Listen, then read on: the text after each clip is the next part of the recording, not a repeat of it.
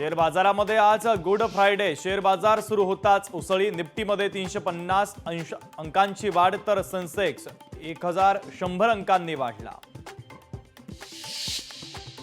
नाशिकहून पुण्याला जाणाऱ्या एसटी बसचा काल रात्री अपघात. चालकाचं नियंत्रण सुटल्यानं बस उलटली. 64 पैकी 7 प्रवासी जखमी. जीवितहानी नाही.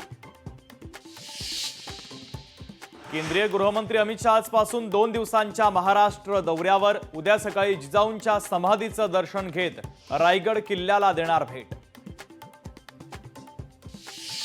नाशिक आणि रायगडच्या पालकमंत्री पदाचा तिढा सुटणार. अमित शहांच्या महाराष्ट्र दौऱ्यात घोषणा होण्याची शक्यता. शेतकऱ्यांच्या कर्जमाफीच्या मुद्द्यावरून बच्चू कडू आक्रमक. कृषी मंत्री माणिकराव कोकाटेंच्या नाशिकमधील घराबाहेर मशाल पेटवत करणार आंदोलन.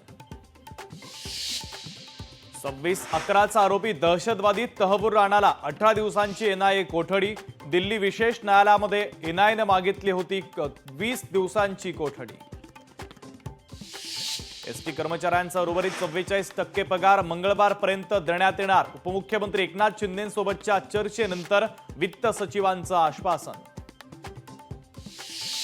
प्रशांत कोरटकर आज बाहेर येण्याची शक्यता. सशर्त जामिनानंतर कागदपत्रांच्या पूर्ततेअभावी कोरटकर अद्यापही जेलमध्येच. ईश्वरी भिसे मृत्यू प्रकरणी माता मृत्यू अन्वेषण समितीचा अहवाल आज येण्याची शक्यता. तर काँग्रेसचे प्रदेशाध्यक्ष हर्षवर्धन सपकाळ भिसे कुटुंबियांची घेणार भेट. अश्विनी विद्रे हत्याकांड प्रकरणी पनवेल कोर्ट आरोपींना आज शिक्षा सुनावणार. मुख्य आरोपी अभय कुरुंदकरला जन्मठेप की फाशी याकडे लक्ष.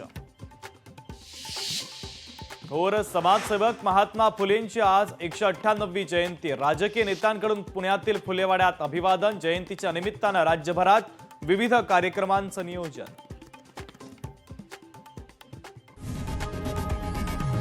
लोकशाही मराठी ऐका, पहा, जागरूक रहा.